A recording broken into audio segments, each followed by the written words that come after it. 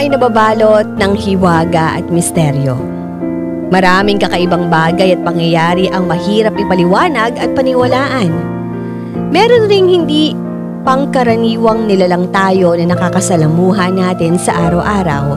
Hindi lang natin sila napapansin dahil sa modernong pamumuhay ngayon pero nasa paligid lang rin natin sila. Tawagin niyo ako sa pangalang Amy.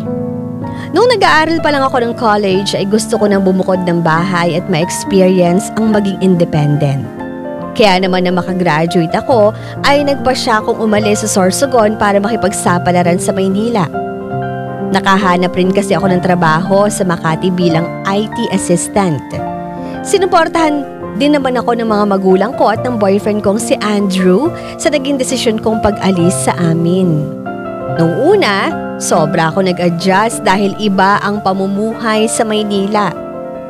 Tumira rin ako sa isang boarding house malapit sa pinagtatrabahuhan ko dahil wala naman kaming kamag-anak dito na pwede kong matuluyan. Sa pagtira ko sa boarding house, doon rin nabuo ang pangarap kong magkaroon ng sariling condo unit. Tanaw ko kasi sa bintana ang mga magagandang building sa Makati kaya naman sobra akong nagtipid noon para makaipon at mas lalong nagsipag sa trabaho para matupad ang pangarap ko. Sa ngayon, 8 years na ako nakatira dito sa Maynila at na-promote na rin ako sa trabaho ko bilang IT manager. Natupad na rin ang pangarap ko at nakakuha na rin ng sariling condo unit malapit sa pinagtatrabahuhan ko. Ilang taon rin ako nag-ipon para makakuha ng sariling condo. Lahat talaga ng sinusweldo ko ay tinatabi ko, hindi rin ako madalas lumalabas kasama ang mga kaibigan ko para makatipid. Kaya naman, walang mapaglagyan ang saya ko nung nakakuha na ako ng sarili kong condo. Yun nga lang, matagal pa bago matapos mabayaran ng unit ko. Okay naman ang sahod ko pero may mga extra rin ako na kailangan paglaanan ng pera dahil nagpapadala rin ako ng pera sa mga magulang ko sa Sorsogon. Kaya naman pinaparenta ko ang isa pang kwarto sa unit ko. Kasama ko dati sa unit yung kaibigan ko sa trabaho kaso nag-asawa na siya at umalis na rin sa condo ko. Wala na rin akong ibang kakilala na gustong mag-rent ng room. Kaya naman, sinubukan kong mag-post sa Facebook group ng condo unit room for rent.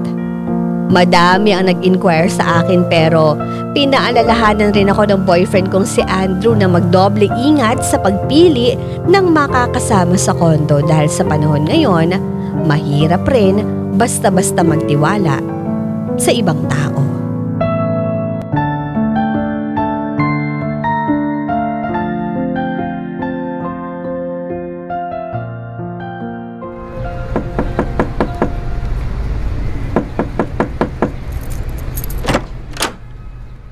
Hi!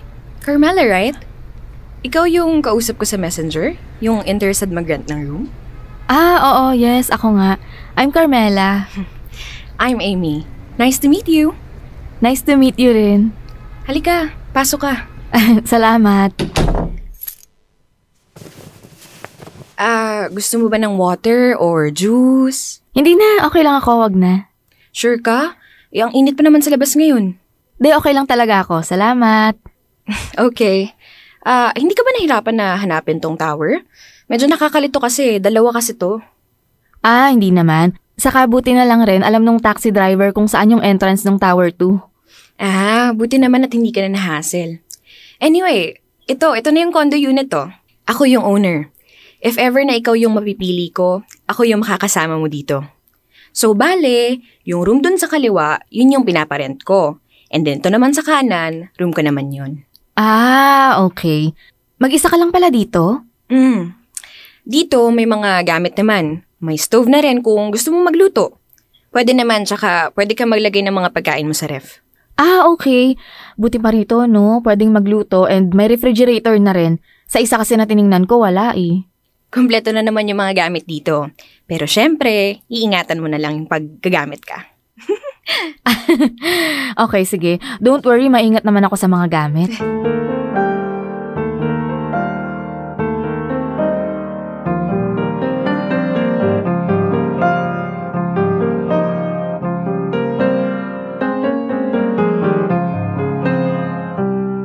So, Eto yung room. Ay wow, ang laki pala. Ang lawak rin saka ang ganda rin ng pasok ng liwanag sa kwarto. Tsaka yung view sa labas, ang ganda. Oo, ang ganda-ganda ng view dito, lalo na kapag gabi. Kitang-kita mo yung city lights. Kaya nga nakaka-relax yung view. O nga pala, may mga built-in cabinet na pala rin dito sa ka-table. Oo, meron na. Kaya no need mo na magdala ng lalagyan ng damit. Pwede mo yung gamitin, pati na rin yung mga table. Okay. Nagustuhan ko yung room, so bale, magkano yung monthly dito? Bali ganito, 1 month advance and 1 month deposit. And then 7,500 per month. All in na naman yun. Yun nga lang, 1 year ang contract dito. Okay, 1 year. Sige, okay lang naman sa akin yun, saka yung sa payment. Sulit na rin naman kasi yung room sa price eh. Oo, sulit na rin yun. Hindi ko na tinaasan yung rent. Ang dami sigurong nag-i-inquire sa inyo, no? Oo, madami, pero 2 na kayo na pinagpipilian ko. Okay. May mga papers rin ba na need pirmahan? Oo, meron. Once na okay na, may mga papers na need pirmahan, gaya ng contract, and also other forms na need naman ng management ng condominium. Okay, sige. At tsaka rin pala may house rule din nga pala dito. Una, hindi pwedeng maglaba and magsampay sa labas ng balcony. May malalapit naman na laundry shop dyan. Pangalawa, no pets allowed. Okay. Hindi kasi pinapayagan rin ng management eh. Tapos pangatlo, kung may mga bisita ka, need mo lang sabihin sa akin na day before para aware lang ako. Pang-apat, hindi lang pwede pumarty dito since bawal rin maingay. Kasi para hindi maistorbo yung ibang unit. Tsaka maaga rin kasi yung pasok ko eh. Hindi pwedeng magpuyat. Yun lang naman yung rules. May reklamo ka ba dun? Hindi, wala. Okay naman ako sa lahat ng rules. Wala naman akong pets, hindi rin naman ako mahilig mag-party. Saka kung sa bisita, wala naman kasi akong kakilala pa rito sa Maynila eh. Bali, taga saan ka nga pala? Sa ngayon, nag-rent ako sa Makati rin. Kaso patapos na rin kasi yung kontrata ko doon kaya naghahanap ako ulit. Saka taga Sorsogon rin ako eh. Ay talaga? Taga Sorsogon ka? Ako rin eh. Doon ka rin ba pinanganak tsaka lumaki? Actually, sa Capiz ako pinanganak. Nagstay ako doon hanggang 5 years old. Tapos, ayun, nag-decide yung lola ko na lumipat at saka tumira sa Sorsogon. Okay. So, nandito ka for work lang. And then yung family mo, nandun pa? Pumunta ako dito sa Manila para sa work. Actually, patay na yung magulang ko eh. Simula bata pa ako. Bali, lola ko na lang yung nagpalaki sa akin. Pero ayun, namatay na rin siya 2 years ago. Kaya nag-decide na akong pumunta ng Manila. Sorry natanong ko pa. Hindi, ano ka ba? Okay lang yun. Teka lang may tumatawag sa akin. Sige, sagutin mo lang. Sagutin ko lang to saglit. Balikan kita agad Okay. Wait lang. Hello, babe? Napatawag ka. Kala ko may meeting ka ngayon. Okay lang naman ako. Na-move kasi yung meeting namin kaya tinawagan na muna kita. Kumusta ka na dyan? Pumunta na ba yung mga nag-i-inquire sa'yo? Oo, nandito na siya. Teka, tutok ko tong video para makita mo siya. Sige, babe. Ayan siya. Babe, mahina ata yung internet mo kasi blurred yung video mo ngayon. Okay naman yung net ko ngayon. Naku, teka nga, patayin ko yung video para mas malinaw yung audio. Teka, saglit lang Teka. Ay, no. Hello, babe. Naririnig mo ako? Ayan. Yes, babe. Okay naman yung audio mo. Yung pagtutok mo pa lang sa nag-i-inquire ng unit, biglang nag-blur yung video. Kamusta naman yung nag-i-inquire sa unit mo ngayon? Mukhang okay naman siya. Tsaka, taga Sorsogon din pala siya. Ay, talaga? Bicolana rin pala. Pero babe, i-check mo rin yung background ng mga nag-i-inquire sa'yo. Kasi mahirap na. Delikado na rin sa panahon ngayon. Hindi mo masabi kahit kababayan mo pa yan. Baka mamaya, psychotic, magnanakaw o mamamatay tao pala yan. Grabe ka naman sa psychotic, magnanakaw at mamamatay tao, babe. Huwag kang mag-alala masyado. Sinecheck ko naman na mabuti. Okay, very good. Kusa, mamaya na lang ulit, tinatawag na ako dito. Sige na, bababa ko na to. Maya ulit. Love you, babe. Okay, love you too, babe. Bye! Sorry, Carmela. Tumawag lang yung boyfriend ko. May boyfriend ka pala, no? Nakakatuwa ka naman. Parang napaka-successful. Saka okay na yung buhay mo. Tapos parang wala ka ng problema. Tsaka kompleto pa rin yung pamilya mo. Wala, ayun, nakita ko lang kasi yung mga pictures na nakadisplay dun sa sala. Nako, hindi naman. Madami pang kailangan ayusin at i-achieve. So, yung boyfriend mo, bakit nga pala hindi siya dito nag-i-stay? Nasa Sorsogon kasi siya ngayon. Doon kasi siya nag-work eh. Okay. Long distance relationship pala kayo. Oo, sa ngayon LDR kami. Ikaw, may boyfriend ka rin ba? Nako, wala pa, no? Tsaka ayoko pa rin. Anyway, parang mukhang busy ka yata. Alis na rin ako. Okay naman ako sa unit saka sa terms ng payments natin. Oo, medyo busy nga. Pero okay, siguro by this week, ma-update na kita if ever ikaw yung mapipili kong roommate. Okay ba yun? Naku, sana ako yung mapili mo maging roommate. O siya, sige, antay ko na lang yung update mo ha. Alis na rin ako. Salamat sa time. Ako, maraming salamat din. At you're welcome. Ingat ka ha. Bye!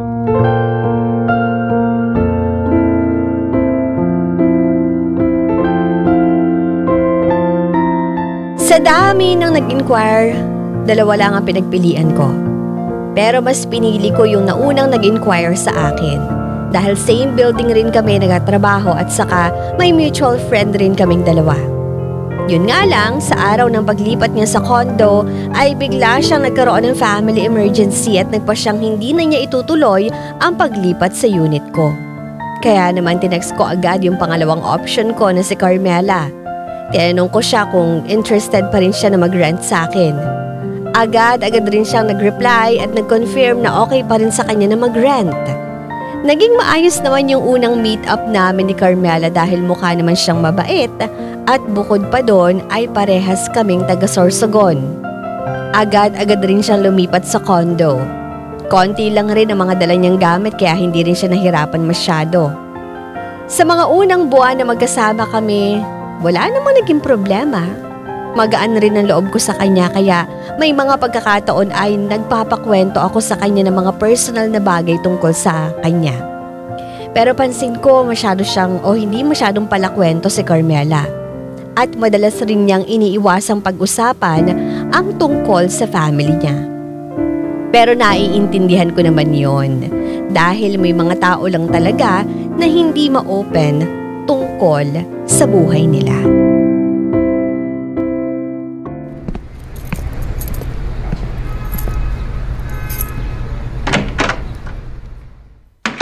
Carmela, nandito na ako.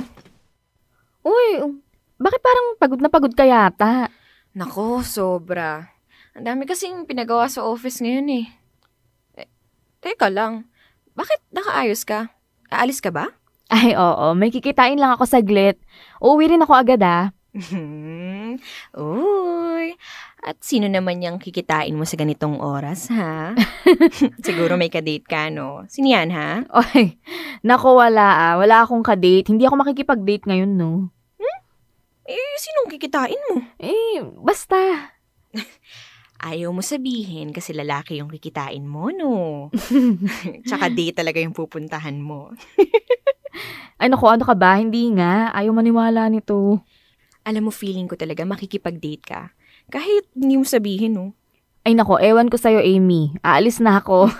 Sige na. Teka.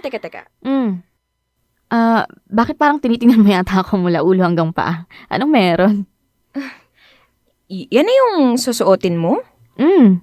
Alam mo, pansin ko parang puro itim na damit lang lagi yung sinusuot mo.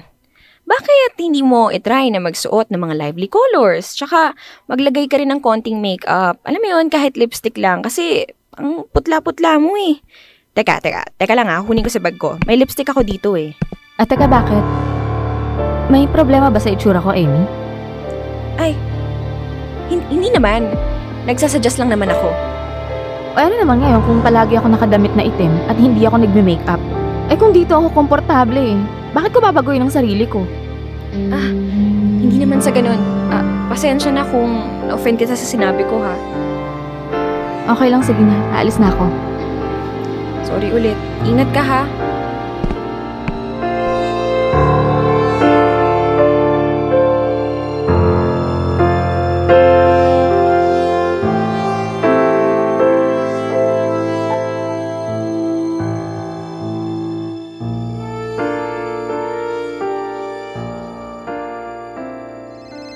Teka, kaninong cellphone yun?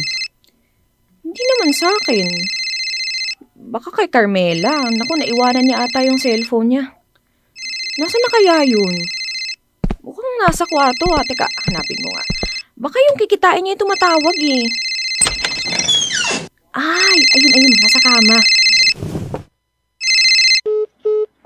Ay, nag-end na. Teka, baka mahabol ko pa si Carmela. Aray! Ang sakit! Ano ba tong nasanggi ko? Teka lang, ano ba tong malaking box na kahoy na to?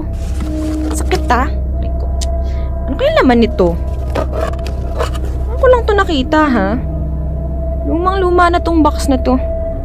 Ano kayang laman nito? Teka, matignan nga to. Wag mong buksan yan! Ay, naku, Diyos ko. Nagulat naman ako sa'yo, Carmela. Akin na nga yan! Ay, ayan o. Ano bang ginagawa mo dito sa kwarto ko? Kasi naman, nagre-ring yung cellphone mo. Sasagutin ko sana kasi baka yung imimit mo yung tumatawag. Sasabihan ko sana na umalis ka na at naiwanan mo yung cellphone mo. Kaso, nag-end call na. Hindi ko naabutan. Saan mo nakuha tong box? Ayan, nasanggi ko lang yan. Tapos na-curious ako. Bubuksan ko sana para malaman ko anong laman. Bigay sa akin to ng lola ko. May sentimental value kaya hindi ko pinapakita at pinapahawak to sa iba. Ay ganun ba? Sorry, hindi ko alam eh. Tsaka ngayon ko lang kasi nakita yung box na yan. Hindi ko napansin na kasama mo pala yan nung lumipat ka dito. Oo, dala ko na to nung lumipat ako. Baka hindi mo lang napansin. Okay. Pasensya na ulit sa nangyari, Carmela ha. Hindi ko kasi alam na hindi pala pwedeng buksan yan. Sorry. Okay lang, sige. Pero next time wag kang basta-basta papasok sa kwarto ko. Saka wala ka rin gagalawing gamit ko Okay, sige. Alam ko naman na ikaw ang may-ari ng unit na to. Pero pasensya ka na, ayoko lang kasi na may nangingialam sa mga gamit ko nang basta-basta lang. Tsaka ayoko nang may basta-basta pumapasok dito sa kwarto ko. Okay lang, naiintindihan ko naman. I'm sorry ulit. Lalabas na rin ako ng kwarto mo. Ikaw, di ba may kikitain ka pa? Hindi na ako tutuloy. Bakit? Sige, punta na ako sa kwarto ko. Advance good night. Okay.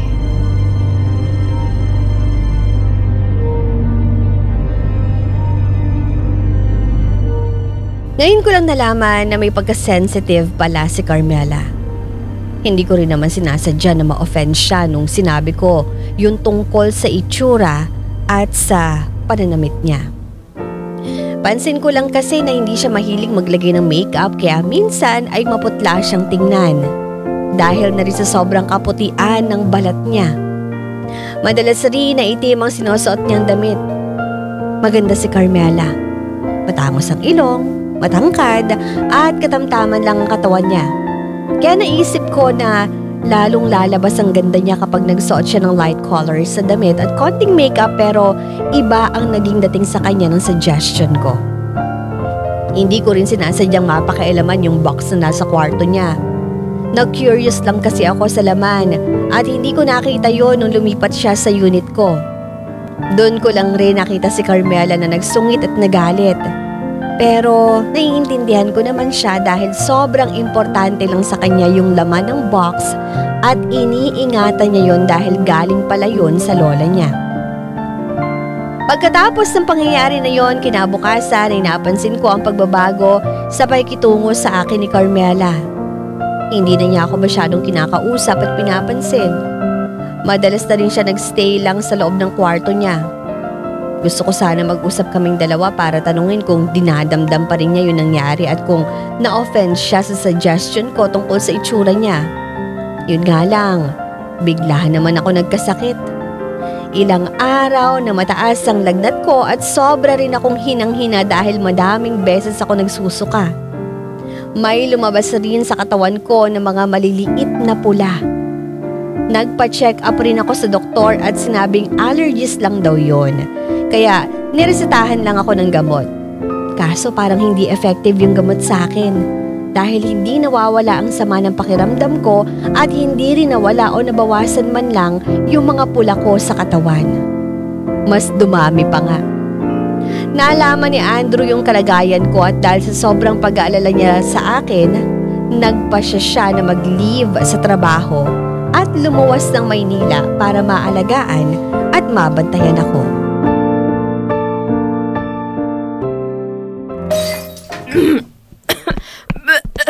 Uy, babe! Dalhin na kaya kita sa ospital. Sunod-sunod na yung suka mo eh. Okay lang ako. Hindi ka okay. Tignan mo nga. Hinang-hina ka na. Saka sobrang putla mo na rin. Ano ba yung nangyayari sa'yo? Nung nakaraan ka pa may sakit.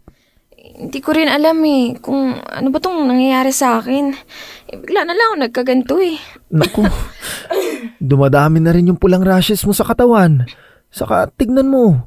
Namamaga na rin yung kamay sa kapaa mo. Nag-aalala na ako sa'yo, babe. Ano sabi sa'yo nung doktor nung nagpa-check up ka last time? Sabi, baka allergy lang to. Saan ka naman na allergy? Yun ang hindi pa malaman ng doktor kasi bukod sa pagkain, pwede rin daw na iba pang dahilan kaya nag-allergy ako. Naresetahan na rin ako ng gamot. Kaso, ilang araw ko na tinitik kaso parang hindi naman umi-effect sa akin eh. So, hindi rin. Hindi rin malaman ng doktor kung ano nangyayari sa katawan mo. Hindi kaya nakulam ka? Kulam? Sino namang mangkukulam sa akin? Malay mo, di ba? Kaya ka nagkakaganyan, baka may nangulam sa'yo. Naniniwala ka pa rin ba sa ganyan? Uy, anong taon na? Hindi naman totoo yung mga kulam-kulam na yan. Oo naman, no? Naniniwala ako dun, kaya posibleng nakulam ka. Alam mo, babe, magpa-albularyo na kaya tayo. Wag na. Magiging okay rin ako. Try lang natin. Wala naman mawawala. Saka tignan mo, ilang linggo nang masama ang pakiramdam mo. Saka hindi naman umi-epekto sa'yo yung binigay na gamot ng doktor. Nako, Andrew, wag na. Kasi kung pumunta man tayo sa albularyo, mga dahon-dahon lang naman yung ibibigay sa akin dun eh. Kung ano-ano lang yung sasabihin na lunas eh. Wala namang mawawala, Amy. Kung itatry natin, di ba? Wag na. Saka nag-book na ako ng appointment sa ibang doktor. Magpapa-second opinion na lang ako. Okay. Basta kung wala pa rin mangyari at hindi ka pa rin gumaling, promise, pupunta na tayo sa albularyo, ha? Oo, promise. Oo na. Sige na. Paniguradong kukulitin mo lang ako para magtigil ka na rin. Ay, okay. O eto, tubig. Kailangan mo yan para hindi ka na ma-dehydrate. Oh, Carmela, nandito ka na pala. Ito si Andrew, boyfriend ko. Hi Carmela, nice to meet you. Hello. Kumain ka na ba? Ano meron sa roommate mo? Bakit ganun? May sinasabi ka pa, biglang pumasok sa kwarto. Di ko alam, baka pagod lang sa trabaho yun. Hindi ka man lang kinamusta? Okay lang yun, baka pagod lang talaga siya. Parang ang weird ng roommate mo. Medyo weird siya pero okay naman siya, mabait. Okay. Pero parang may kakaiba sa kanya, babe. Hindi ko ma-explain kung ano yun. Parang iba yung aura niya. Basta kakaiba. Alam mo, hindi mo pa kasi siya nakikilala ng mabuti. Baka kaya ganyan yung pakiramdam mo sa kanya. Baka nga. Uy, babe.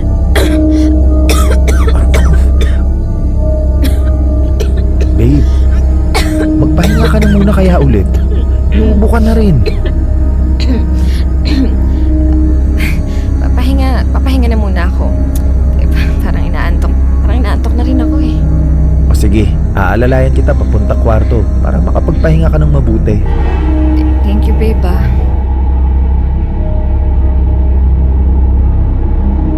Sa modernong pamumuhay at teknolohiya ngayon, isa ako sa mga taong hindi naniniwala sa mga kakaibang nilalang at lalo na sa mga mangkukulam.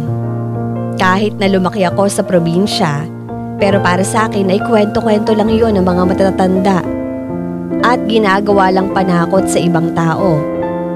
Hindi rin kasi ako naniniwala sa isang bagay o pangyayari not unless ay nasaksihan ng dalawang mata ko. Kaya nung sinabi sa akin ni Andrew na baka nakulam ako at magpatingin na lang daw ako sa albularyo kaysa magpadoktor, ay natawa at napailing na lang ako. Naniniwala kasi siya sa mga ganong bagay at nilalang. Pero kahit magkaiba ang paniniwala namin, ay hindi naman naging problema yon sa relasyon naming dalawa. 3 araw lang dapat magstay si Andrew sa condo pero nag-decide siya na saka na siya babalik ng Sorsogon kapag magaling na ako. Sa ilang araw niyang pagstay sa condo, nawiweirdohan pa rin siya sa roommate ko na si Carmela. Nakwento pa niya sa akin na nagulat siya dahil nakatayo sa likod niya si Carmela at nakatitig lang sa kanya na nakakatakot. Tinanong niya kung ano ang kailangan ni Carmela pero hindi daw ito sumagot at lumakad na lang bigla papunta sa kwarto nito. Sinabi ko na lang kay Andrew na baka may gustong sabihin o itanong lang si Carmela noong mga oras na yon. At nahiya lang sa kanya kaya hindi nakapagsalita.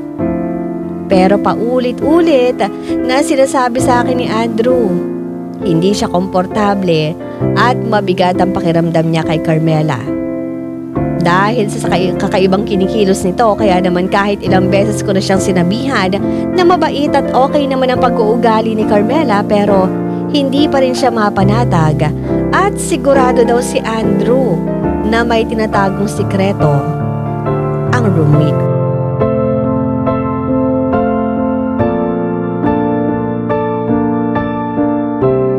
Ilang araw pa ang lumipas pero habang tumatagal ay palala ng palala ang nararamdaman ko. Para akong nauupos na kandila. Bukod sa mga pulakos sa katawan, namamaga na rin ang mga paa at kamay ko. At minsan naman ay nahihirapan akong huminga na para bang may nakadaga na mabigat sa dibdib ko. Pumunta na rin ako sa ibang doktor para magpa-second opinion tungkol sa kondisyon ko. Pero maski sila, ay hindi maipaliwanag ang nangyayari sa akin. Sinasabi lang nila na allergies lang ito at wala akong dapat na ikabahala. Kaya niresetahan lang ako ulit ng gamot. Ininom ko ang gamot na binigay sa akin pero hindi pa rin ito tumatalab at hindi nawala ang mga nararamdaman ko. Sa dami ng nararamdaman ko sa katawan ko, hindi ko na alam ang gagawin ko para gumaling. Sobra akong natatakot dahil baka mas lumala pa ang nararamdaman ko at baka ito pa ang sanhi ng pagkamatay ko.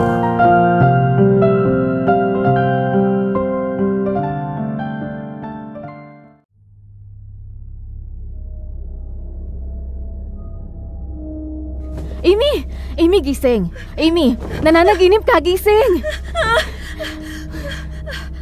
Uy, ano, okay ka lang ba? Mukhang binangungot ka. Oo eh. Ano bang napapanaginipan mo? Paulit-ulit mo rin sinasabi na, tulong, tulong! Ano ba yun? May lalaki na napilit na hinahatak yung paa ko. Kulay itim yung lalaki. Parang anino. Hinahatak niya ako. Hindi ako makawala sa kanya. Dahil napakalakas niya. Parang natatakot ako. Okay. Sige, hinga ka lang. Huwag mo nang alalahanin, ha? Baka kaya ka nananaginip kasi masama yung pakiramdam mo ngayon. Baka nga. Okay. Kumusta naman ang pakiramdam mo? Hindi pa rin ako okay eh. Tsaka parang habang tumatagal, sumakit lalo yung kamay at paa ko. Uminom ka na ba ng gamot mo? Di ba nagpa-check up ka ulit? Anong nangyari dun? Pa-check up ako ulit, pero allergies lang daw to eh. Sabi na rin yun nung pangalawang doktor na pinuntahan ko. Inom ko yung mga nireseta sa akin kaso hindi pa rin umi-effect yun eh. Hindi pa rin nawawala yung nararamdaman ko sa katawan ko, kaya alam mo mamaya pupunta na kami sa albularyo ni Andrew. Pupunta kayo ngayon sa albularyo? Oo, pupunta kami ngayon. Teka, nasan nga pala siya? Ayan, lumabas lang. May bibilin lang daw siya. Okay. Sige. Pero, di ba, hindi ka naniniwala sa albularyo? Bakit? Iniisip mo ba na nakulam ka na?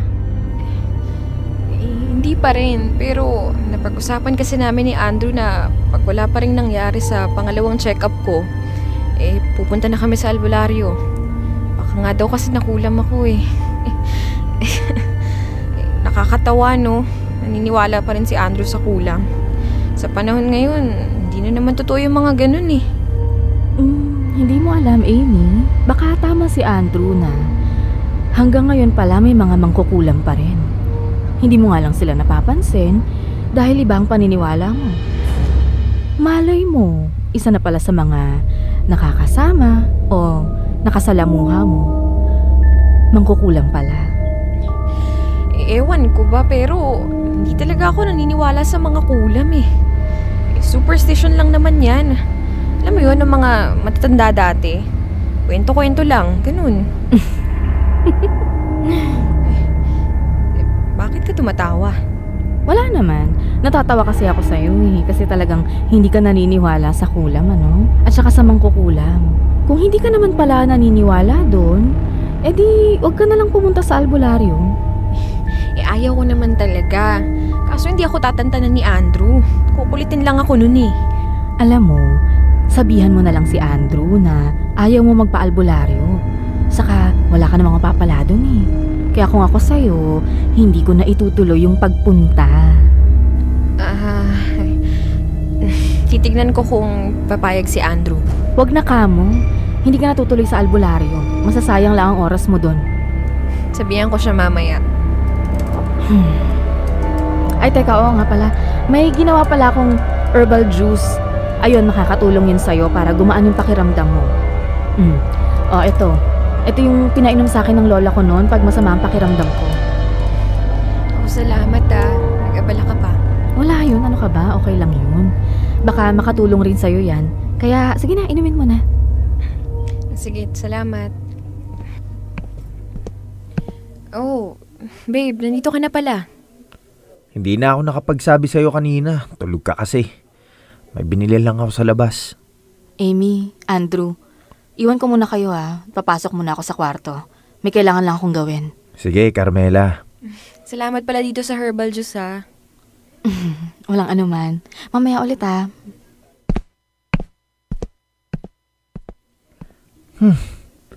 Babe, ano yung iniinom mo? Ito. Herbal juice na gawa ni Carmela. Ha? Herbal juice? Ano yung mga dahon na nakahalo dyan? Hindi na ako nagtanong sa kanya, pero ito daw yung ginagawa ng lola niya sa tuwing masama yung pakiramdam niya. Anong lasa? Hindi ko pa natitikman eh. Ikaw ba? Gusto mong tikman? Naku, ayoko. Huwag mo na kayang inumin yan. Bakit naman? Baka may halong something pa yan. Baka mas lalo pang sumamaya ang pakiramdam mo. Pinagdududahan mo na naman si Carmela, no? Babe, may kakaiba lang talaga kasi sa kanya. Mas mabuti na maging maingat, di ba? Naku, pwede ba? Tigilan mo na nga yan. Okay naman siya eh. Alam mo, ginajudge mo lang kasi siya. Basta, huwag mo nang inumin yan. Magayos na rin tayo para makapunta na tayo sa albularyo. Ang lakas naman ng kidlat. Nawalan tuloy ng ilaw. Nagulat ako dun Bakit biglang umulan? Ang init-init naman sa labas kanina. Aba, parang may pumipigil sa pag-alis natin Alam mo, yan ka na naman. Tigilan mo na nga yan. Lahat na lang binibigyan mo ng meaning eh. Alam mo, titila rin yan agad. O kaya, wag na kaya natin ituloy yung pagpunta sa albularyo. Tuloy na natin, babe. Baka makatulong yung albularyo para malaman kung ano nangyayari sa'yo. Saka, bakit bigla ka nagdalawang isip pumunta sa albularyo? Iniisip ko na baka masayang lang kasi. Babe, tuloy na natin. Saka, napag-usapan na natin to, di ba? Kapag walang nangyari sa second check-up mo sa doktor, magpapa-albularyo na tayo. Okay, sige na. Pupunta na tayo sa albularyo. Buti naman. Patilain lang natin yung ulan tapos umalis na rin tayo. Okay, fine.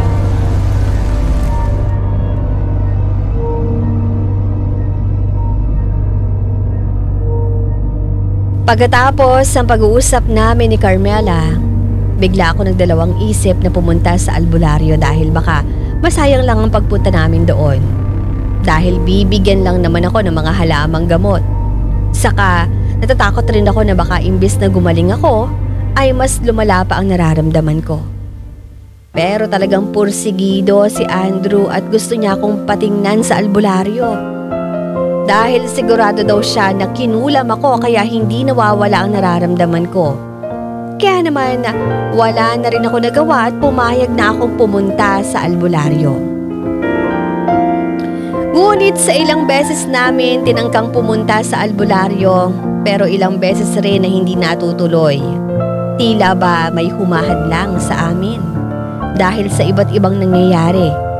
Gaya ng umulan ng malakas at nagkaroon ng baha sa mga dadaanan namin. Nasiraan rin kami ng sasakyan ni Andrew paglabas pa lang ng kondo. At marami pang kakaibang pangyayari. Pero kahit ganon ang mga nangyari ay natuloy rin kami ng boyfriend kong si Andrew sa pagpunta sa kakilala niyang albularyo.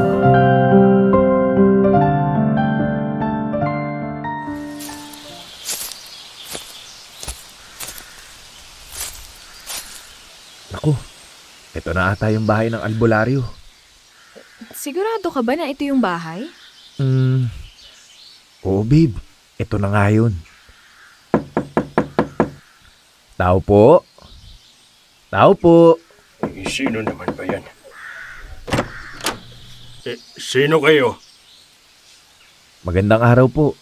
Ako po si Andrew at ito naman po yung girlfriend ko si Amy. Nandiyan po ba si Tatay Tiklo? Ako yun. Bakit? Ay magandang hapon po tay. Ako po yung nakausap niyo sa text. Magandang hapon po. Ikaw ba yun? Pasok kayo. Salamat po. Thank you po. Iha. Ano po yun? Malakas ang pakiramdam ko. Kaya kayo nandito dahil nakulam ka, Iha. Sabi ko na sa'yo nakulam ka. Tay, paano niyo naman po nasabi? Unang kita ko pa lang sa'yo, may mabigat na enerhiya ang nakasaklob sa'yo. At saka napansin ko rin yung kamay at paa mo, hindi normal ang pamamaga. Pati na rin yung mga pula mo sa katawan. May hirap man paniwalaan. Pero may mga kasama tayong kakaibang elemento at espiritu sa mundong ito. Iha, umupo ka dito sa bangko. Sige po. Ito na po, nakaupo na. Ituwid mo yung dalawang paa mo dito. Ito po. Iho, paabot naman sa akin ng isang tingting dyan sa lamesa. Sige po, Tay Tiklo. Salamat. Ito po, Tay. Ito na po yung tingting na pinapakuha ninyo. Salamat. Dito natin makukumpirma kung anong elemento o nilalang ang gumagawa sa inyan, Iha. Pag nasaktan ka sa pagkakaipit sa dalawang daliri mo nitong tingting, ibig sabihin nun ay may gumagawa sa iyo ng nararamdaman mo ngayon. Handa ka na ba? Opo.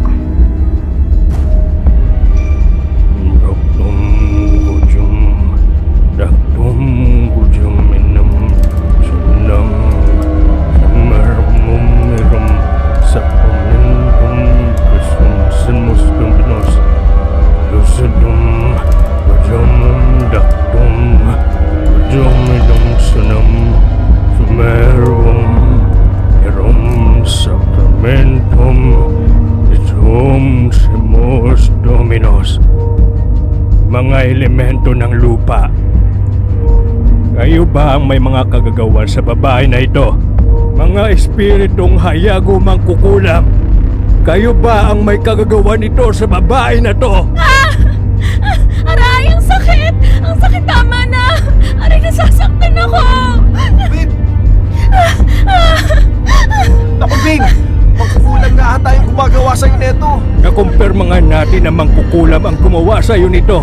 At talagang kinukulam ka. May naisip ba kayo kung sino pwedeng gumawa sa'yo nito? May nakaaway ka ba? Wala naman po ako nakaaway. Hindi ko po alam kung sino yung gumagawa nito sa akin. Ay, ganun ba? Ay, patingin nga ng mga palda mo, Iha. Ito po. Nakikita mo tong babae na gumawa sa'yo ng kulam? Ginawa niya to dahil sa malaking inggit niya sa'yo. Ano naman po kayong gagawa nito sa akin? Wala naman po kasi ako nakakaaway eh. Tatay Tiklo, ano po bang lunas sa kulam? Nakadepende sa inyo kung ano ang mas gusto nyo. May lunas naman dito. Pwede ko kayong bigyan ng ritual pampawala ng kulam. Pwede rin naman nabawian ang kumukulam sa'yo at siya na mismo ang magtanggal ng kulam niya sa'yo. Sakto, Biyernes ngayon. Mamayang gabi ang araw ng bawi.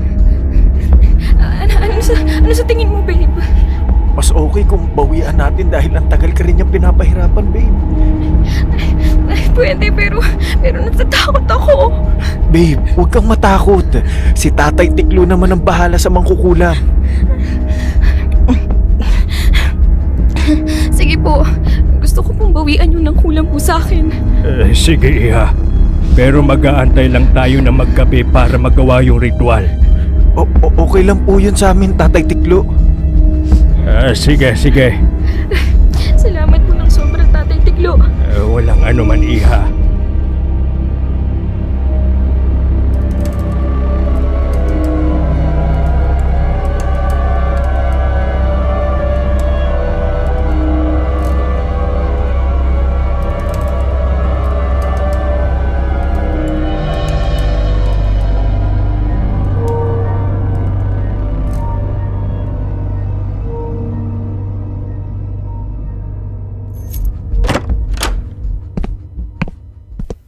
Nandito na tayo sa kondo. Inabot na tayo ng madaling araw. Ang layo rin kasi ng biyahe natin. Babe, kamusta naman yung pakiramdam mo ngayon? Okay naman na. Kumaan na yung pakiramdam ko. Buti naman. Sabi ko sa'yo tama yung hinala ko. Nakulam ka nga. Oo nga eh. Kaso hindi naman natin alam kung sino yung kumulam sa akin. Kaya nga Pero huwag ka mag-alala. Kasi panigurado, nabawian na natin yun ng kulam sa'yo. Sana nga. Oh, Carmela, okay ka lang? Ang lala ng ubo mo Saka namumutla ka. Anong nangyari sa'yo? Okay lang ako. Sigurado ka, Carmela? Bakit bigla ka atang nagkasakit? Kanina pag alis namin, okay ka naman. Amy, aalis lang ako Dumating kasi dito sa Maynila yung tiyahin ko. Doon muna ako sa kanila ng ilang araw. Ganun ba? Sige. Pero kaya mo bang umalis? Parang nangihina ka rin Teka nga, tignan ko. Huwag mo akong hawakan! Hindi, okay lang ako. Aalis na talaga ako. Anong problema nun? Nagmamalasakit ka na nga, parang galit pa sa'yo. Iyaan mo na. Intindihin na lang natin. Sama lang siguro yung pakiramdam ni Carmela. Teka, bakit kaya biglang may sakit yun? Hindi kaya tama yung hinala ko? Siya talaga yung nangkulam sa'yo? Andrew, ayan ka na naman. Sakto lang yan. Ano na namang iniisip mo? Babe, ang weird lang kasi. Alam mo, tara na. Magpahinga na tayo. Pagod lang yan, kaya kung ano-ano na naman yung nandyan sa isip mo. Matulog na tayo. Inaantok na rin ako. Ay, sige, tara na. Matulog na tayo. Saan ka pupunta? Nandito sa kaliwa kwarto natin May titignan lang sa kwarto ni Carmela. Nakalak. Babe, may spare key ka ba? Kuha naman. Andrew, ang kulit-kulit mo. Hindi kasi talaga ako matahimik. Saglit lang naman. Sisilipin ko lang yung kwarto niya. Andrew, wag na. Maganda yung nagbibintang ka sa ibang tao. Yung binibintang mo pa, mangkukulam siya. Alam mo, naiinis na ako sa'yo Sorry na. Huwag ka na magalit. Kasi alam mo, sa tuwing malapit kasi siya sa akin, alam mo yun, tumitindig yung mga balahibo ko saka parang ang bigat-bigat ng ulo ko. Alam mo, bahala ka nga dyan. Kung ano na namang pinagsasabi mo Natutulog na ako. Alam mo, bahala ka kung susunod ka. Amy.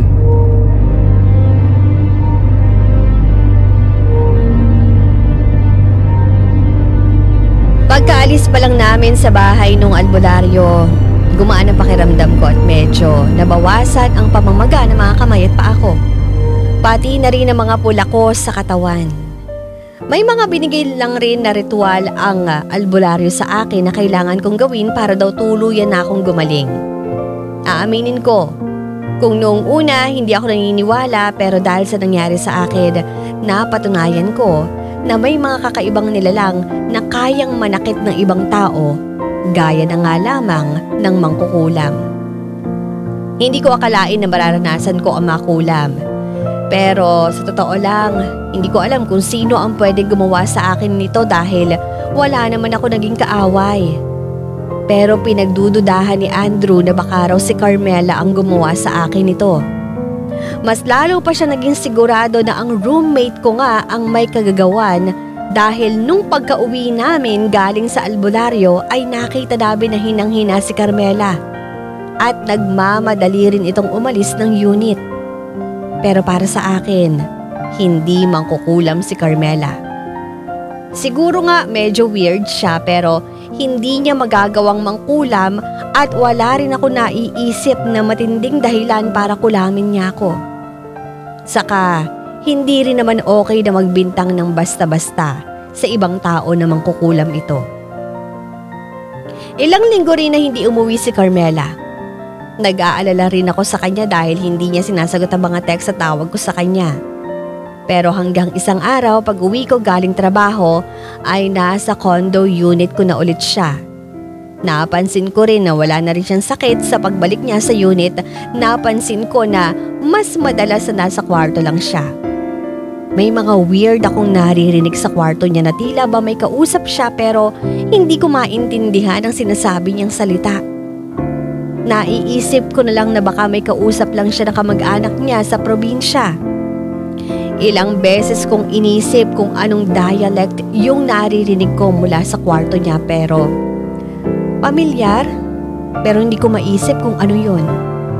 Hanggang isang araw.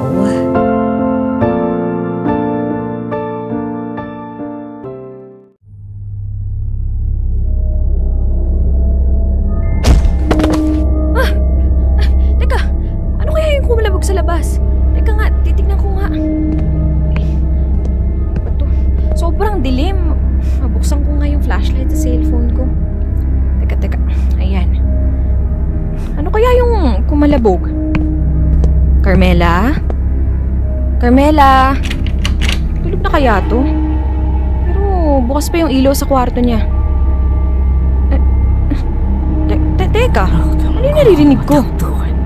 Kohomo enam senam simir bum erem roktum kohomo taktuan kohomo enam suenam simir bum erem roktum kohomo taktuan. Ano sinasabi niya? Ibang language ata yun. Okay lang kaya siya? Teka, masilip na. Baka mamaya kung anong nangyayari sa kanya eh. Enam suen simir bum erem Teka lang. Anong ginagawa ni Carmela? Bakit ang daming nakasinding itim na kandila? Teka, picture ko ba yun? Pati picture ni Andrew. Ha? May manika at ang dami nakatusok na karayong. Totoo nga. Totoo na si Carmela yun ang kulam sa akin. Kailangan ko tawagan si Andrew. Diyos ko. Andrew, sumagot ka please. Andrew. Andrew, sumagot ka. Anong ginagawa mo dito sa labas ng kwarto ko? Huwag kang lalapit sa akin, Carmela. Oh, bakit? Bakit bigla kang natatakot sa akin? May ginawa ba ako? O baka may nakita ka? Lumayo ka sa akin. Huwag kang lalapit. Diyos ko. Sinabi ko naman sa'yo na huwag kang basta-basta papasok sa kwarto ko. Ikaw yung nakulam sa akin. Bakit mo ginawa sa akin yun? Wala naman ako ginawa sa'yo ha. Sigurado ka ba dyan? Wala kang ginawa sa akin? Huwag kang lalapit! Diyan ka lang! Diyan ka lang! Sobrang nagmamagaling ka kasi. Akala mo kung sino ka? Kung lait-laitin mo yung itsura at pagkatao ko. Hindi kita nilait. Never kong ginawa sa'yo yun, Carmela. Bakit? Pinagmamalaki mo kung anong meron ka ngayon? Dahil nasa iyo na ang lahat? Ganun ba, ha? Amy? Kaya nararapat lang sa katulad mo na kulamin! Totoo yung sabi ng albularyo na dahil sa iyo. Ngayon, naniniwala ka na sa kulam? Akala ko ba hindi ka naniniwala na may mga mangkukulam pa sa panahon ngayon? Kaya siguro ganyan ka ngayon, no? Takot na takot dahil nakumpirma mo na totoo ang mga katulad namin. Kampun ka ng demonyo! Lumayas ka sa pamamahay ko! Grabe ka naman. Nalaman mo lang na ako yung nangkulam sa'yo. Pinapalayas mo na. Huwag ka lalapit sa akin! Bitawan mo! Akala mo ba basta-basta nila lang ako nakatalo? Ha? Nagpatulong ka pa sa albularyo. Mahina naman. Hindi na ako kayang patayin. Baka sakali! Bitawan mo! Bakit? Bakit? Hindi ka na makakala? Hindi pa nga mahigpit ang pagkakahawak ko sa liig mo eh.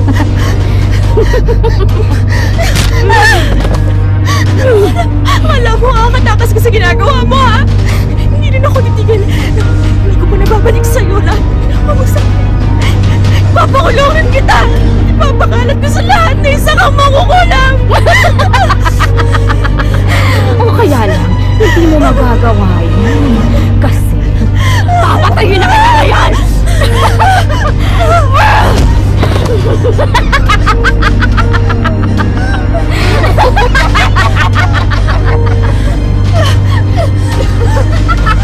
Amy! Diyos ko! Bitawan mo si Amy!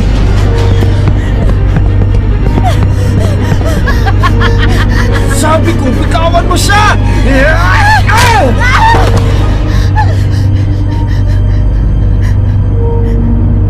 Amy, okay ka lang?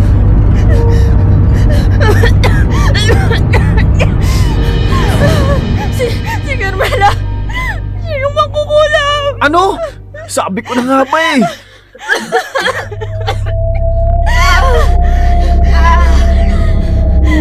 Andrew, tumatayo si Carmela! Walang iya ka, Carmela! Lumayas ka dito! Dumating na pala yung magaling mong boyfriend, ano? Hilan mo na si Amy! Andrew, tama na! Baka ikaw naman yung saktan niya! Hindi ako natatakot sa babae na yan! Saan ka pupunta, Andrew? Dito ka lang sa tabi ko! Huwag kang aalis, please! Please! Hindi pa tayo tapos, Amy. Babalikan kita. At pati na rin ikaw, Andrew. At sa pagbabalik ko, sisiguruhin ko mamamatay kayong dalawa! Aba, walang iya pala talaga tong babae na to! Hoy! Saan ka pupunta? Bitawan mo ko, Amy! Kailangan ko siyang sundan! Andrew, huwag na! Andrew! Iba yung lakas niya! Baka mapano ka pa, please! Bumalik ka dito, Carmela! Andrew! Andrew! Andrew!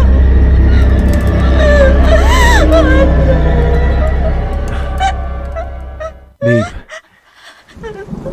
Babe. Ligtas ka na. Ang gawin na.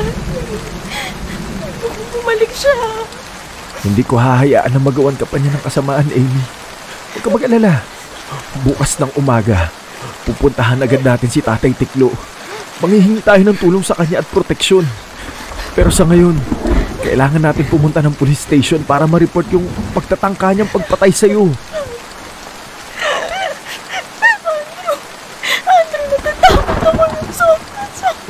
Babe, nandito lang ako.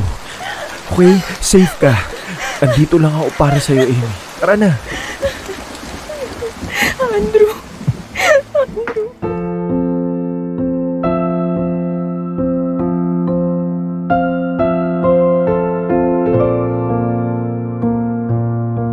Hindi ko lubos na akalain na ang roommate ko na si Carmela ay isang mangkukulam at mula sa una pa lang ay tama na ang hinala ni Andrew.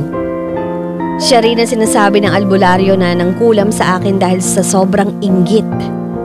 Hindi ko alam kung ano ba ang tumatakbo sa isip ni Carmela. Dahil maayos naman na pakikitungo ko sa kanya pero ganito pa ang ginawa niya sa akin. Labis-labis ang trauma ko sa nangyari at nakakaramdam rin ako ng takot na baka isang araw ay bumalik si Carmela sa condo unit ko at may gawing masama sa akin. At dahil sa nangyari, halos 6 months rin akong hindi umuwi sa condo ko dahil na rin sa takot na baka balikan ako ni Carmela. Nag-leave rin ako sa trabaho ng ilang buwan dahil alam niya kung saan ang opisina ko.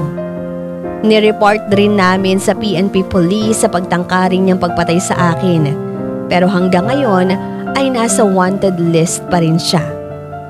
Hindi pa rin natutunton kung saan siya nagtatago kaya may kaba at takot pa rin ako nararamdaman hanggang ngayon.